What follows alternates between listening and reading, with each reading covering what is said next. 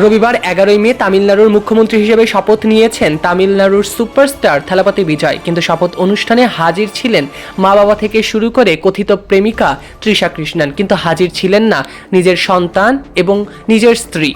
এ নিয়েই এবার সন্তান বড় মুখ খুলেছেন। এদিন দর্শক আসনে একাধারে প্রথম সারিতে বসেছিলেন তৃষা। বিজয়ের শপথবাক্য পাঠের সময় চোখে জল দেখতেও পাওয়া গিয়েছে তৃষার। যদিও নিজের আবেগকে নিয়ন্ত্রণে রাখেন সে সময়ে তিনি। মুখ্যমন্ত্রী হিসাবে সোমবার প্রথম দিন বিজয়ের ছিল। এরই মধ্যেই নতুন বিপত্তি। অভিনেতার ছেলে জেসন বাবার বিরুদ্ধে নিলেন এক বড় পদক্ষেপ। একদিকে ধীরে ধীরে জোরালো হচ্ছে তৃষার সঙ্গে বিজয়ের প্রেমের গুঞ্জন, ঠিক সেই সময়েই পরিবারের সঙ্গে দূরত্ব বাড়ছে অভিনেতার। বিজয় মনোনয়ন জমা দেওয়ার পর তার বিরুদ্ধে পরকীয়ার অভিযোগ এনে বিবাহ বিচ্ছেদের মামলা করেন তার স্ত্রী সঙ্গীতা।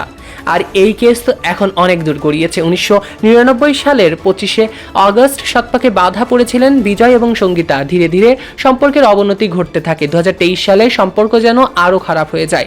এখন বিবাহ বিচ্ছেদের অপেক্ষায় একদা আলোচিত এই পাওয়ার কাপল। এরই মধ্যে নিজের নামের পাশ থেকে বিজয়ের নামটি সরিয়েছেন তার পুত্রও। বাবাকে সমাজ মাধ্যম থেকে আনফলো করে দিয়েছেন সন্তান।